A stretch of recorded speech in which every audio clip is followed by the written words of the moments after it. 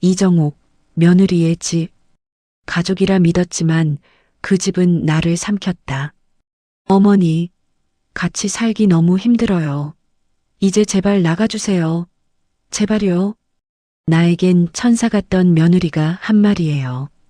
그 옆에 제 아들은 왜 보고만 있었을까요? 제게 어떤 사연이 있었는지 들어주시고 의견 나눠주세요. 사연 시작 전에 구독과 좋아요 눌러주시면 더 많은 사연 들려드릴 수 있는 힘이 됩니다. 남편이 세상을 떠난 지 3년이 지났습니다. 이정옥, 68. 혼자 사는 집은 너무 컸습니다. 겨울 저녁이면 난방비가 아까워 방 하나만 켜고 지냈습니다. 냉장고엔 김치와 계란 몇 개. 저녁은 늘 혼자였습니다. 그러던 어느 날 아들 태준에게서 전화가 왔습니다. 엄마, 나야. 요즘 어떻게 지내세요? 응, 엄마 잘 있어. 엄마, 우리랑 같이 사는 거 어때요? 소희도 엄마 모시고 싶대요. 정욱의 가슴이 뜁니다. 그래, 그럴까? 이틀 뒤 이사 날. 며느리 소희가 현관에서 웃으며 손을 흔듭니다. 어머니, 어서 오세요. 편하게 지내세요. 소희가 정욱의 팔을 잡습니다. 복도 끝 작은 방 문을 엽니다. 이 방이 어머니 방이에요. 방은 정말 작았습니다. 침대 하나, 작은 옷장 하나. 정욱은 소희의 손을 꼭 잡았습니다. 고맙구나, 며느리. 첫 일주일은 천국 같았습니다. 소희가 반찬을 하나씩 정욱 앞에 놓습니다. 어머니, 이거 좋아하시죠? 태준도 주말마다 산책을 함께 나갔습니다. 정욱은 행복했습니다. 하지만 보름이 지나자 달라지기 시작했습니다. 아침, 정욱이 부엌에서 냄비를 꺼내려 합니다. 소희가 재빨리 막아섭니다. 어머니, 부엌은 제가 쓸게요. 아, 그래. 그럼 내가 설거지라도. 아니요, 괜찮아요. 어머니는 쉬세요. 부드러운 말투였지만 거절이었습니다. 저녁 식사 시간. 정욱이 거실 소파에 앉으려 합니다. 어머니, 거기 제 자리예요. 소희의 목소리가 차갑습니다. 아, 미안. 몰랐네. 정욱은 구석 의자로 자리를 옮깁니다. 태주는 핸드폰만 봅니다. 아무 말도 하지 않습니다. 한 달이 지났습니다. 어느 날 저녁, 정욱이 TV 채널을 돌리고 있습니다. 소희가 거실로 나옵니다. 어머니, 지금 제가 봐야 하는 드라마 시간이에요. 리모컨을 빼앗듯 가져갑니다. 아, 그래. 미안하구나. 정욱은 방으로 들어갑니다. 가슴이 답답합니다. 다음 날 아침, 정욱이 일찍 일어나 밥을 합니다. 소희를 위해 미역국도 끓입니다. 소희가 부엌으로 들어옵니다. 어머니, 뭐 하세요? 아침 차렸어. 며느리 좋아하는 미역국. 소희가 냄비 뚜껑을 엽니다. 인상을 찌푸립니다. 어머니, 전 아침 안 먹어요. 다이어트 중이라고 말씀드렸잖아요. 아, 그랬구나. 미안해. 소희가 냉장고를 엽니다. 그리고 어머니, 제 요구르트 드셨죠? 응? 그게 냉장고에 있길래. 소희가 한숨을 쉽니다. 어머니, 그거 제 거예요. 비싸요. 다음부턴 손대지 마세요. 정욱은 고개를 숙입니다. 미안하다. 소희가 가방을 들고 나갑니다. 문이 쾅 닫힙니다. 정욱은 혼자 남았습니다. 식탁에 앉아 밥을 먹습니다. 혼자. 오후. 정욱이 빨래를 합니다. 베란다에 널려고 나갑니다. 소희의 옷이 먼저 걸려 있습니다. 자리가 없습니다. 정욱은 작은 공간에 옷을 겹쳐 겁니다. 저녁. 소희가 돌아와 베란다를 봅니다. 어머니, 제 옷이랑 같이 널었어요? 응. 자리가 없어서. 소희가 정욱의 옷을 확 내립니다. 어머니 옷에서 냄새 나요. 따로 널어주세요. 옷들이 바닥에 떨어집니다. 정욱은 조용히 옷을 줍습니다. 손이 떨립니다. 그날 밤 화장실에서 물소리가 들립니다. 소희가 전화 통화를 하고 있습니다. 언니, 나 진짜 미치겠어. 정욱은 문 앞에서 멈춥니다. 시어머니 모시는 게 이렇게 힘든 줄 몰랐어. 아침부터 저녁까지 집에 계시니까 숨이 막혀. 정욱의 심장이 쿵 내려앉습니다. 밥도 맘대로 못해 먹고 빨래도 눈치 보여. 우리 집인데 내가 손님 같아. 정욱은 숨을 죽입니다. 태준이는 돈도 제대로 못 벌어오고 시어머니 연금이라도 있어서 다행이지. 그거라도 없으면 진짜 못 모셔. 정욱은 방으로 돌아옵니다. 문을 닫고 바닥에 주저앉습니다. 내가 짐이구나. 잠이 오지 않습니다. 다음 날 아침 정욱이 조심스럽게 말합니다. 며느리, 내가 불편하게 했니? 소희가 씩 웃습니다. 무슨 말씀이세요? 전혀요. 하지만 눈빛이 차갑습니다. 내가 너무 오래 있는 것 같아서. 소희가 설거지하던 손을 멈춥니다. 어머니, 신경 쓰지 마세요. 저희가 모시기로 한 거잖아요. 말은 그렇게 하지만 표정은 피곤해 보입니다. 일주일 후 명절 전날 정욱이 부엌에서 전을 부치려 합니다. 소희가 들어옵니다. 어머니, 뭐 하세요? 내일 명절이잖니. 전 좀 부치려고. 소희가 프라이팬을 빼앗습니다. 어머니, 전 안 부쳐요. 요즘 누가 그런 거 해요? 사 먹으면 되죠. 하지만 명절인데. 소희의 목소리가 차갑습니다. 어머니, 여긴 제 집이에요. 제가 하고 싶은 대로 할 거예요. 정욱은 할 말을 잃습니다. 그리고 명절에 친정 갈 거예요. 어머니는 집에 계세요. 나도 같이 가면 안 될까? 소희가 비웃습니다. 왜요? 시어머니까지 데리고 가면 우리 엄마 힘들어요. 정욱은 뒤로 물러섭니다. 명절 당일 아침 일찍 소희와 태준이 나갑니다. 엄마, 저녁에 올게요. 밥 잘 드세요. 태준이 미안한 표정으로 말합니다. 문이 닫힙니다. 정욱은 혼자 남았습니다. 명절인데 혼자입니다. 식탁에 앉아 라면을 끓여 먹습니다. 혼자 창밖으로 가족들이 오가는 모습이 보입니다. 정욱은 커튼을 닫습니다. 밤 10시 소희와 태준이 돌아옵니다. 소희가 웃고 있습니다. 우리 엄마가 음식 엄청 싸줬어요. 냉장고에 넣어야지. 정욱이 거실로 나옵니다. 다녀왔니? 네, 어머니. 밥 드셨어요? 소희의 목소리는 밝습니다. 하지만 눈빛은 차갑습니다. 응, 먹었어. 소희가 냉장고에 음식을 넣습니다. 정욱에게 주는 것은 없습니다. 그날 밤, 정욱은 방에서 남편 사진을 봅니다. 당신, 내가 왜 이렇게 됐을까요? 대답은 없습니다. 아들을 믿고 왔는데 며느리가 날 이렇게 대해요. 눈물이 흐릅니다. 나 혼자 살 걸 그랬나 봐요. 다음 날 정욱이 현관에서 신발을 신습니다. 소희가 묻습니다. 어머니, 어디 가세요? 산책 좀 하려고. 아, 네. 가세요. 저녁 전에 들어오세요.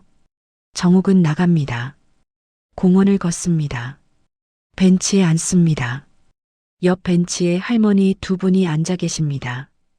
우리 며느리는 참 착해. 반찬도 잘해주고. 부러워라.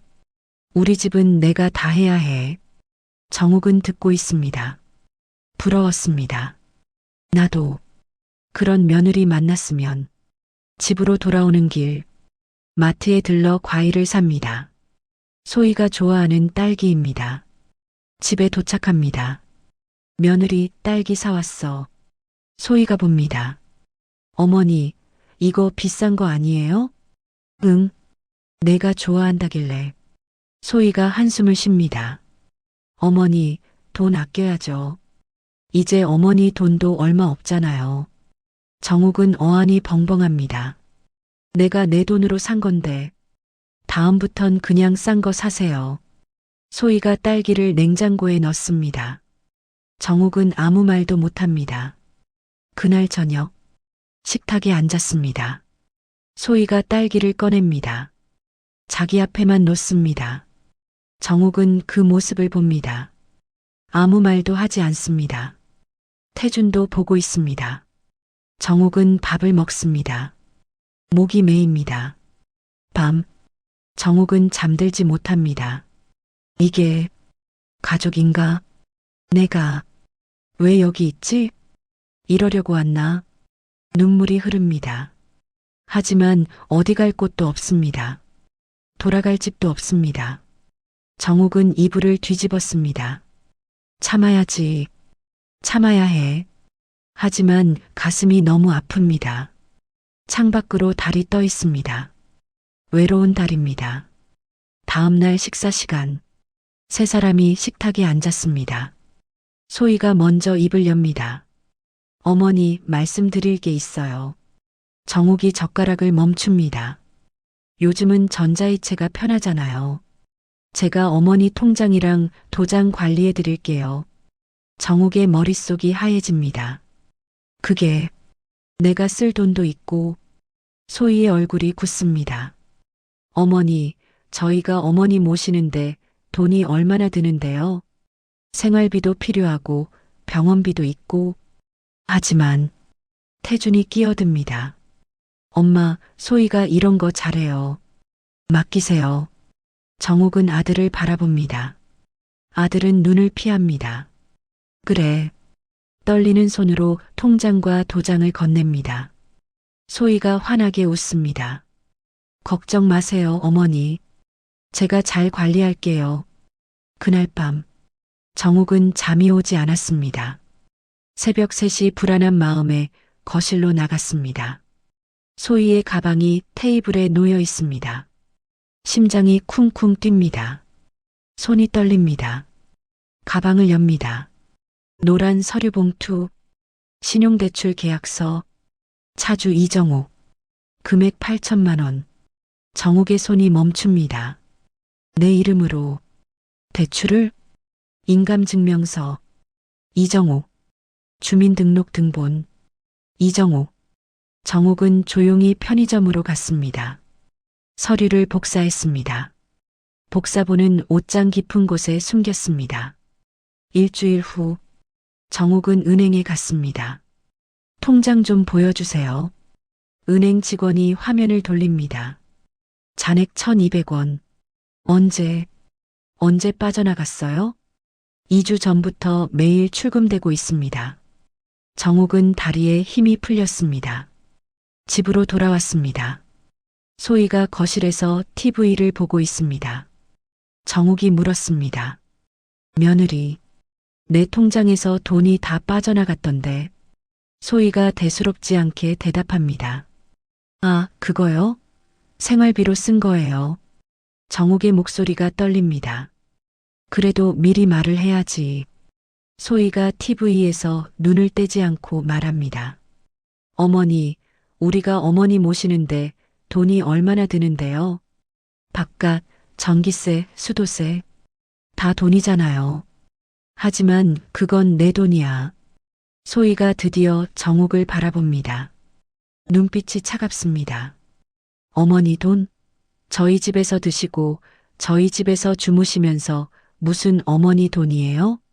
정욱은 말문이 막힙니다. 소희가 계속 말합니다. 그리고 보험도 해지했어요. 어머니 나이에 보험료 내는 게 뭐하러 필요해요? 보험까지 내 허락도 없이? 소희가 일어섭니다. 허락? 어머니가 도장 주셨잖아요. 그게 허락 아니에요? 목소리가 높아집니다. 저도 힘들어요. 아침부터 저녁까지 집에 계시면 제가 얼마나 불편한지 아세요? 정욱은 뒤로 물러섭니다. 미안하구나. 소희가 비웃듯 웃습니다. 미안하면 됐어요. 그냥 조용히 계세요. 방에서 그날 저녁, 태준이 퇴근했습니다. 정옥은 아들 방문을 두드렸습니다. 태준아, 며느리가. 문이 열립니다. 소희가 서 있습니다. 어머니, 태준이 피곤해요. 나중에 얘기해요. 문이 닫힙니다. 정옥은 복도에 서 있습니다. 혼자. 밤이 깊어갑니다. 부부 싸움 소리가 들립니다. 당신 때문에 미치겠어. 돈도 못 벌어오면서. 미안해. 다음 달엔. 맨날 다음 달이야. 시어머니 돈이라도 쓰게 해줘야지. 그래도 엄마 돈인데. 당신 엄마 돈? 우리가 모시는데 당연한 거 아니야? 소희야, 목소리 좀 낮춰. 왜? 들으라고 하는 소리야. 어차피 짐이잖아. 정옥은 방 안에서 이불을 뒤집었습니다. 귀를 막아도 들립니다. 시어머니 집이라도 팔면 되잖아. 그 집 얼마짜린데. 그건 안 돼. 엄마 집인데. 이혼할래? 아니면 집 팔래? 알았어. 내가 알아볼게. 정옥은 눈을 번쩍 뜹니다. 내 집을? 다음 날 아침, 정옥은 등기소에 갔습니다. 등본 떼어주세요. 소유자 이소희. 등기일 일주일 전, 정옥의 손에서 서류가 떨어집니다. 집으로 돌아왔습니다. 소희가 소파에 앉아 있습니다. 정옥이 서류를 내밉니다. 이게 뭐니? 소희가 힐끗 봅니다. 아, 그거요? 세금 문제 때문에 명의 이전했어요. 내 허락도 없이? 소희가 일어섭니다. 어머니가 도장 주셨잖아요. 목소리가 날카롭습니다. 그걸로 집까지 넘기라고 준 게 아니야. 소희가 비웃습니다. 어머니, 현실을 보세요. 어머니 혼자 그 집 관리 못 하잖아요. 저희가 관리하는 게 낫죠. 그래도 이건. 소희가 정옥에게 다가섭니다. 어머니, 이제 그만하세요. 지긋지긋해요. 아침부터 저녁까지 집에서 숨소리만 들려도 짜증나요. 정옥은 뒤로 물러섭니다. 나 때문에 그렇게 힘들었니? 소희가 냉소를 짓습니다. 힘들죠. 당연히. 남의 엄마 모시는 게 쉬울 것 같아요? 나도. 최대한 조용히 있으려고. 소희가 말을 자릅니다. 그게 더 답답해요. 눈치 보는 것도 보기 싫고. 차라리. 말을 멈춥니다. 차라리. 소희가 정옥을 똑바로 바라봅니다. 차라리 시골 가시는 게 어때요? 정옥은 숨이 멎습니다. 나를 쫓아내는 거니? 소희가 고개를 돌립니다. 쫓아낸다는 게 아니라 어머니를 위해서예요. 여기는 젊은 사람들이 살기 좋은 곳이지, 어르신이. 내 아들은? 태준이는 뭐래? 그때 현관문이 열립니다. 태준이 퇴근합니다. 태준아. 정옥이 아들에게 달려갑니다. 며느리가 날 쫓아내려고 해. 태준은 소희를 바라봅니다. 소희가 팔짱을 낍니다. 태준은 고개를 숙입니다. 엄마, 잠깐 시골에서 좀 쉬는 것도. 정옥은 아들의 말을 듣고 얼어붙습니다. 너도 그렇게 생각하니? 태준은 대답하지 못합니다. 정옥은 웃습니다. 쓸쓸한 웃음입니다. 알았다. 짐 쌀게. 다음 날, 정옥은 가방을 쌉니다. 소희가 문 앞에 서 있습니다. 어머니, 택시비예요. 돈 봉투를 내밉니다. 정옥은 받지 않습니다. 필요 없어. 문을 나섭니다. 비가 내립니다. 뒤돌아보니 소희가 창문에 서 있습니다. 웃고 있습니다. 정옥은 고개를 돌립니다. 이제 끝이구나. 버스 정류장. 빗물이 옷을 적십니다. 정옥은 우산도 없습니다. 가방 하나. 그게 전부입니다. 30년 인생이 가방 하나에 들어갔습니다. 버스가 옵니다. 시골행. 정옥은 버스에 오릅니다. 뒷자리에 앉습니다. 창밖으로 아파트가 멀어집니다. 아들이 사는 그 집이 이제는 며느리만의 집이 3시간 후 시골 마을 친구 영자의 집 앞 정옥은 한참을 서 있습니다. 배를 누를 용기가 나지 않습니다. 내가 왜 이렇게 됐을까? 문이 열립니다. 영자가 나옵니다. 정옥아, 너 왜 여기? 영자는 정옥의 모습을 보고 깜짝 놀랍니다. 비에 젖은 옷, 축 처진 어깨, 텅 빈 눈빛. 들어와, 어서. 영자의 집안. 영자가 수건을 건넵니다. 무슨 일이야? 아들 집에서 잘 지낸다며? 정옥은 대답하지 못합니다. 목이 메입니다. 정옥아. 영자가 정옥의 손을 잡습니다.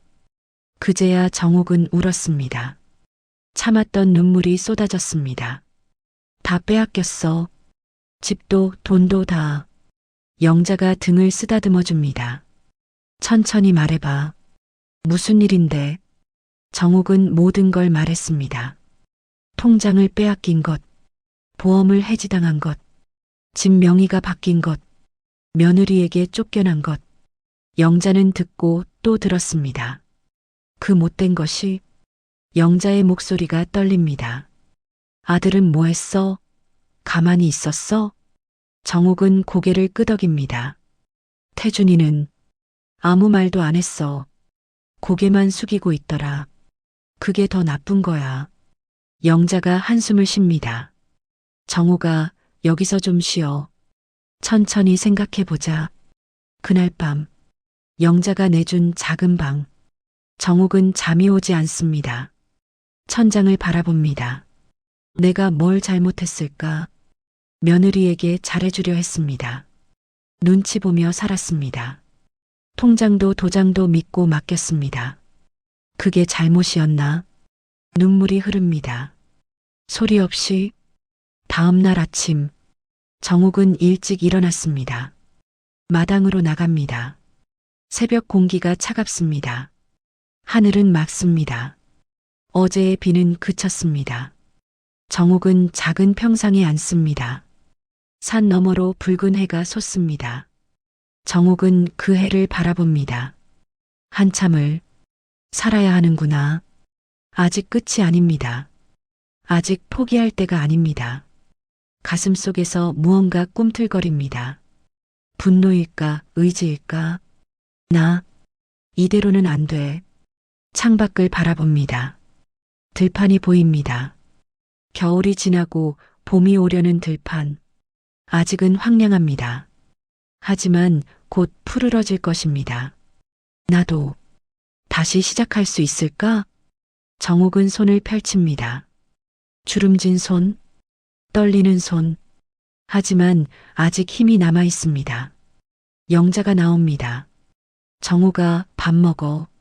아침 차렸어. 정옥은 고개를 돌립니다. 영자야. 응? 나 이대로 당할 수는 없어.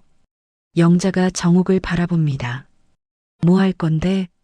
정옥은 다시 창밖을 봅니다. 해가 높이 떠올랐습니다. 모르겠어. 근데 가만히 있을 순 없어. 영자가 정옥의 어깨를 두드립니다. 그래. 그게 맞아. 넌 아직 살아있잖아. 그날 오후, 정옥은 방 안에 앉아 있습니다. 핸드폰을 봅니다. 태준에게서 문자가 왔습니다. 엄마, 잘 도착했어요? 정옥은 답장하지 않습니다. 또 문자가 옵니다. 엄마, 미안해요. 좀 이따가 찾아뵐게요. 정옥은 핸드폰을 내려놓습니다. 미안하다고 달라지는 게 뭐가 있니? 창밖을 다시 바라봅니다. 바람이 붑니다. 나뭇가지가 흔들립니다. 아직은 앙상합니다. 하지만 곧 잎이 돋을 것입니다. 정옥은 생각합니다. 옷장 속, 그 복사본들, 새벽에 몰래 복사해둔 대출 서류, 은행 거래 내역, 모든 증거들, 그걸로 뭘 할 수 있을까? 영자가 방문을 두드립니다. 정옥아, 상구 아저씨가 왔어. 상구 씨가? 정옥은 일어납니다. 거실로 나갑니다. 상구 아저씨가 서 있습니다. 손에 낡은 봉투를 들고 정옥 씨, 이거 보시오. 상구가 봉투를 내밉니다. 정옥은 떨리는 손으로 받습니다. 이게 뭔데요? 당신 남편이 돌아가시기 전에 나한테 맡긴 거요. 정옥은 봉투를 엽니다. 안에 보험 증서 한 장, 그리고 편지를 펼칩니다. 남편의 손글씨입니다. 여보, 내가 없으면 당신이 힘들 거요. 이 보험은 당신 명의로 되어 있소. 누구한테도 말하지 말고 당신만 알고 계시오. 이게 당신의 마지막 버팀목이 될 거요. 정옥의 눈에서 눈물이 떨어집니다. 편지를 적십니다. 당신, 날 지켜주려 했구나. 보험 증서를 봅니다. 가입자 이정옥, 수익자 이정옥, 보험금 1억 2천만 원. 정옥의 손이 떨립니다. 이게 진짜예요? 상구가 고개를 끄덕입니다. 당신 남편이 아무도 모르게 들어둔 거요. 만약을 대비해서 정옥은 천천히 창밖을 바라봅니다. 해가 지고 있습니다. 노을이 붉습니다. 당신, 고마워요. 정옥의 입가에 작은 미소가 번집니다. 이제 알았습니다. 자신이 완전히 무력한 게 아니라는 것을, 아직 싸울 힘이 남아있다는 것을. 그날 밤, 정옥은 창가에 섭니다. 별이 빛나고 있습니다. 손에는 보험 증서와 복사해둔 서류들. 이제 내 차례야. 정옥의 눈빛이 달라졌습니다. 더 이상 쫓겨난 시어머니가 아니었습니다. 내일은 법률구조공단에 갈 것입니다. 변호사를 만날 것입니다. 소송을 시작할 것입니다. 창밖에 달이 밝습니다. 며느리, 이제 내 차례야. 바람이 불어옵니다. 차갑지만 상쾌합니다. 정옥은 깊게 숨을 들이마십니다. 살아있습니다. 아직 끝나지 않았습니다. 그리고 이제 시작입니다. 공단을 찾아갔습니다. 소송하고 싶습니다. 변호사가 서류를 펼쳐봅니다. 정옥이 준비한 모든 증거를. 이 정도면 승소 가능성 높습니다. 정말요? 네. 명예도용, 금융사기, 재산 횡령. 다 입증됩니다. 정옥은 고개를 끄덕였습니다. 시작하겠습니다. 일주일 후, 소희의 집에 등기우편이 도착합니다. 고소장 송달. 소희가 봉투를 뜯습니다. 얼굴이 하얘집니다. 뭐야, 이거. 고소인 이정옥, 피고소인 이소희, 이태준. 혐의 사문서 위조, 사기, 횡령. 태준이 옆에서 서류를 봅니다.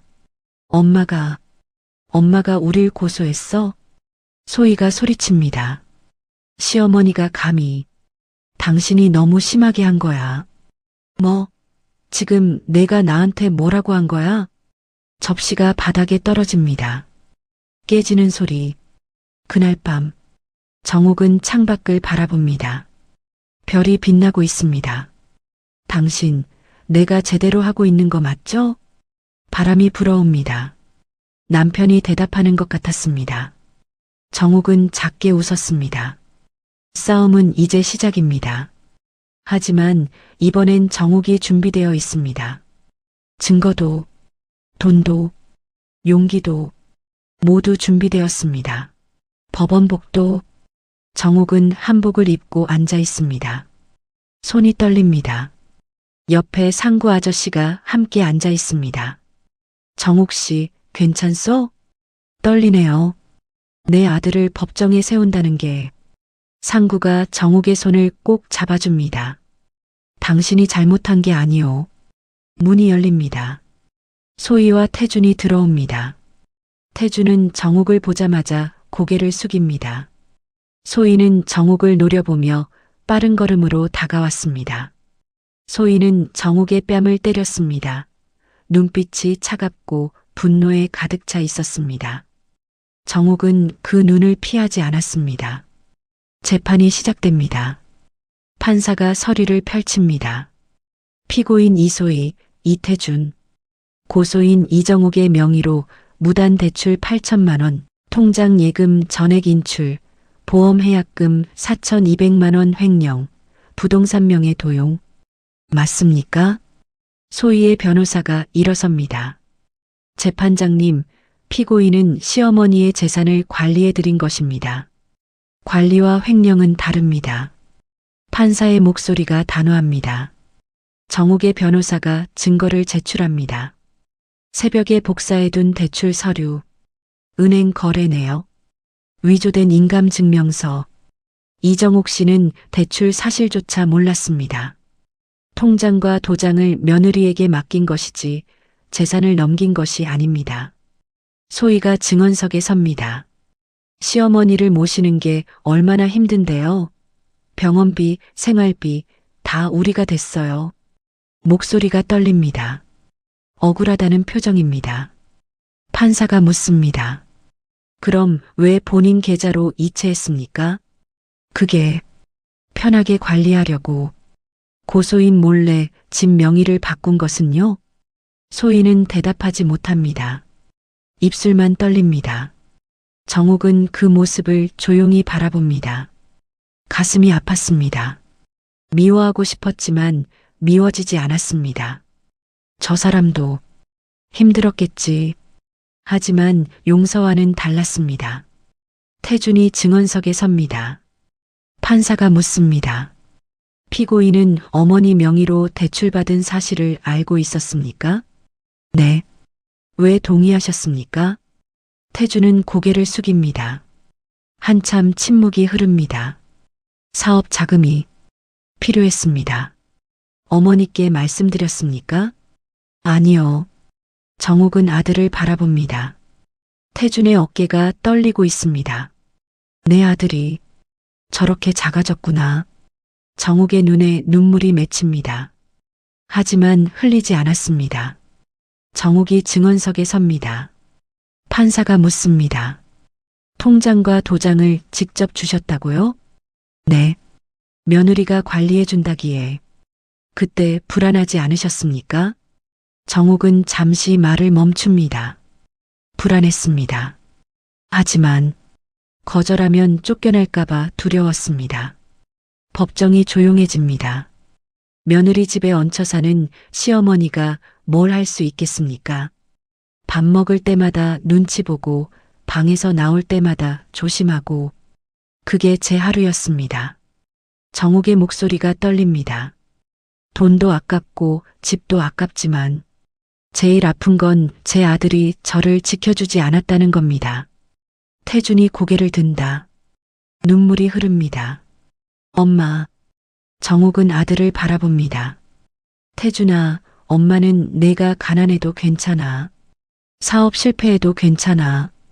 근데 엄마를 버린 건 용서가 안 돼. 휴정 시간.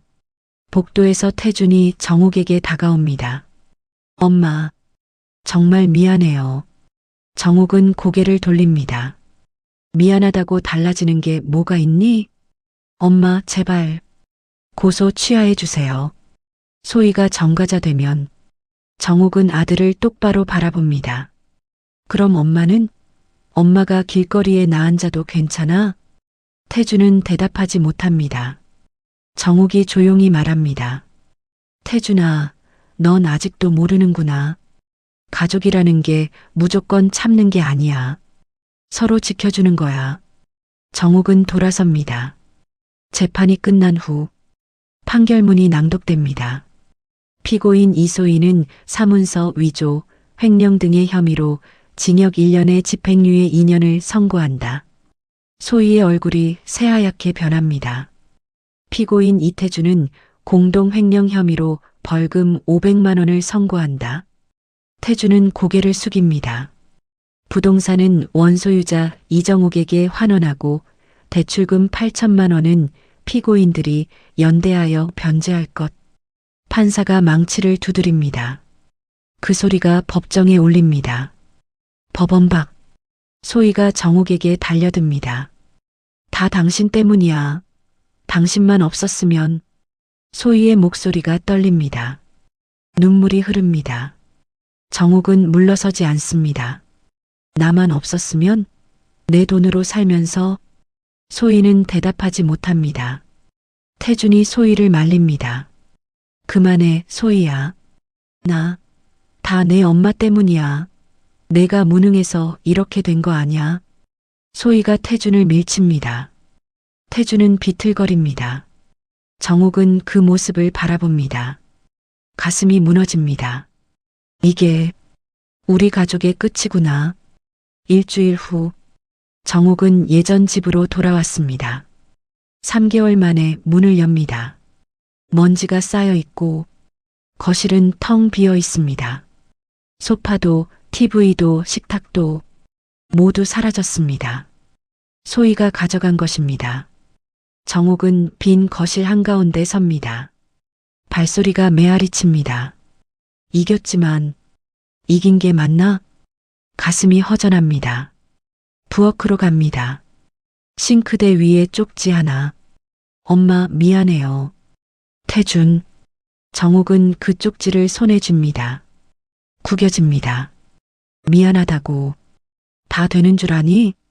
눈물이 흐릅니다. 참았던 눈물이 쏟아졌고 정욱은 바닥에 주저앉아 목 놓아 울었습니다. 울음소리가 빈집에 울립니다. 그날 밤 정욱은 남편 사진 앞에 앉습니다. 당신, 내가 잘한 거 맞죠? 사진 속 남편은 웃고 있습니다. 아들을 고소하는 게 옳은 일이었을까요? 대답은 없습니다. 정욱은 사진을 쓰다듬습니다. 외롭네요. 이기긴 했는데 외로워요. 일주일이 지났습니다. 집은 조용합니다. 아무도 찾아오지 않습니다. 전화도 오지 않습니다. 정욱은 혼자 밥을 먹고 혼자 TV를 보고 혼자 잠듭니다. 이게 내가 원했던 건가? 자유를 얻었지만 쓸쓸합니다. 권리를 찾았지만 공허합니다. 어느 날 저녁 초인종이 울립니다. 정욱이 문을 엽니다. 태준이 서 있습니다. 비에 젖은 모습입니다. 손에 봉투 하나. 엄마, 이거. 정욱은 문을 막아섭니다. 무슨 일이니? 대출금. 조금씩 갚으려고요. 이번 달 50만 원이요. 정욱은 봉투를 받지 않습니다. 그냥 가라. 엄마, 가라고 했어. 태준의 눈에 눈물이 고입니다. 엄마, 정말 미안해요. 소희랑도 이혼했어요. 이제 정신 차렸어요. 정욱은 흔들립니다. 하지만 문을 닫습니다. 늦었어. 문이 닫힙니다. 태준은 문 앞에 봉투를 놓고 갑니다. 정욱은 문틈으로 아들의 뒷모습을 봅니다. 어깨가 축 처져 있습니다. 정욱은 바닥에 주저앉습니다. 내가 너무 잔인한 건가? 하지만 문은 열지 않았습니다. 열면 또 무너질 것 같았습니다. 밤은 깊어갑니다. 빈집에 정욱의 한숨만 가득합니다. 당신, 내가 어떻게 해야 할까요? 남편은 대답이 없습니다. 정욱은 혼자 남았습니다. 이긴 것 같지만 진 것 같습니다. 자유로워졌지만 갇힌 것 같습니다. 그렇게 밤은 깊어갑니다. 1년이 지났습니다. 정욱은 복지관 상담실장이 되었습니다. 매주 수요일 강의를 합니다. 여러분, 가족은 피로 이어져 있지만 관계는 선택입니다. 청중석이 조용합니다. 상처받았다고 끝은 아닙니다. 하지만 무조건 용서할 필요도 없습니다. 각자의 속도로, 각자의 방식으로 살아가면 됩니다. 박수가 터집니다. 강의를 마치고 나오는 길, 휴대폰에 문자가 옵니다. 엄마, 오늘 저녁 7시 괜찮으세요? 마이너스 태준. 정욱은 잠시 생각합니다. 답장을 보냅니다. 바쁘네. 다음 주에. 집으로 돌아왔습니다. 거실 탁자 위에 봉투가 있습니다. 태준이 놓고 간 것입니다. 이번 달도 50만 원. 1년 동안 한 번도 빠짐없이 정욱은 봉투를 서랍에 넣습니다.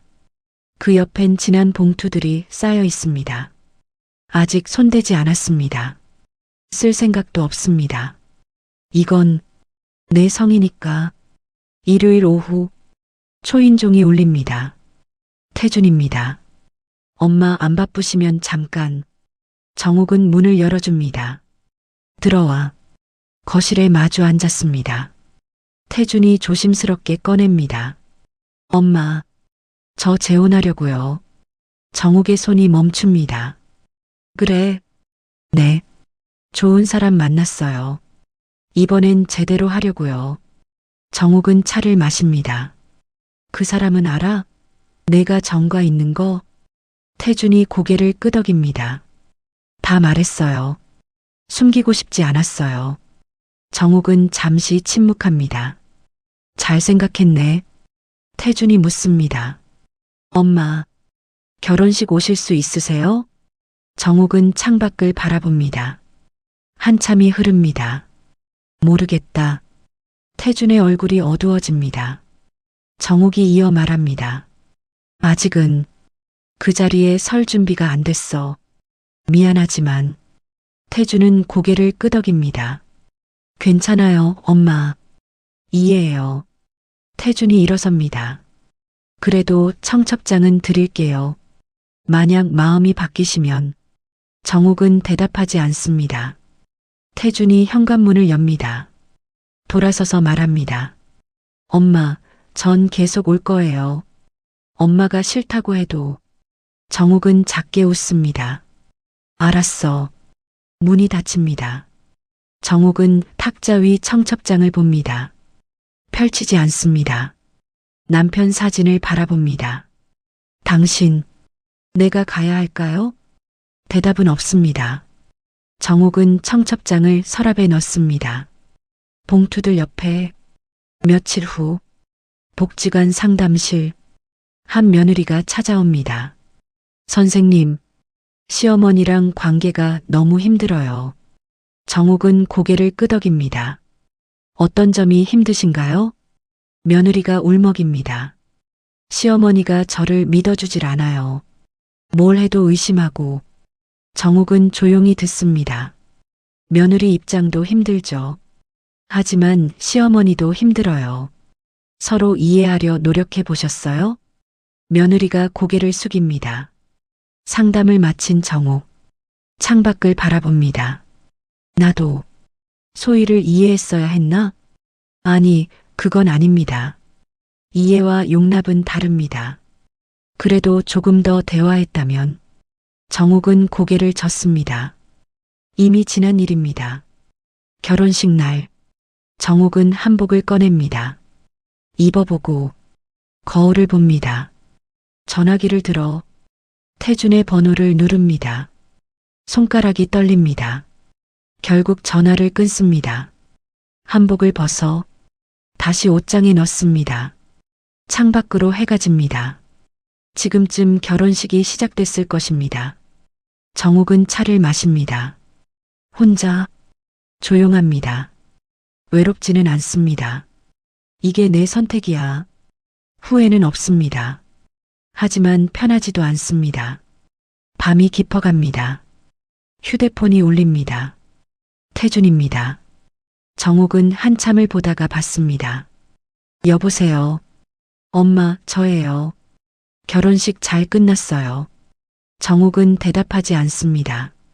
엄마, 괜찮으세요? 응. 엄마는 괜찮아. 짧은 침묵이 흐릅니다. 엄마, 다음 주에 뵐게요. 그래. 전화가 끊어집니다. 정욱은 남편 사진 앞에 섭니다. 당신, 내가 잘하고 있는 거 맞죠? 여전히 대답은 없습니다. 정욱은 창문을 엽니다. 밤바람이 들어옵니다. 별이 빛납니다. 나는 나대로, 아들은 아들대로. 이게 맞는 건지, 틀린 건지, 정욱도 모릅니다. 다음 주 일요일, 초인종이 울릴 것입니다. 태준이 올 것입니다. 정욱은 문을 열어줄 것입니다. 아니, 어쩌면 열어주지 않을지도. 그건 그날 가봐야 합니다. 지금 이 순간 정욱은 혼자입니다. 외롭지만 자유롭습니다. 평화롭지만 쓸쓸합니다. 행복한지는 모르겠습니다. 하지만 살아있습니다. 그것으로 충분한지, 충분하지 않은지, 그것도 아직 모릅니다. 다만 확실한 건 하나, 정욱은 더 이상 누구에게도 삼켜지지 않습니다. 그렇게 정욱의 하루는 흘러갑니다. 내일도, 모레도 계속 재미있게 시청하셨나요? 가족 간 갈등은 어디에나 있고 누구나 겪을 수 있는 일 같습니다. 현명하게 잘 대처하고 후회 없는 선택을 하도록 노력해야겠죠? 정욱은 모든 일을 다 용서하고 아들과 새로운 며느리를 받아줘야 할지 어떤 선택을 해야 후회 없는 선택이 될까요?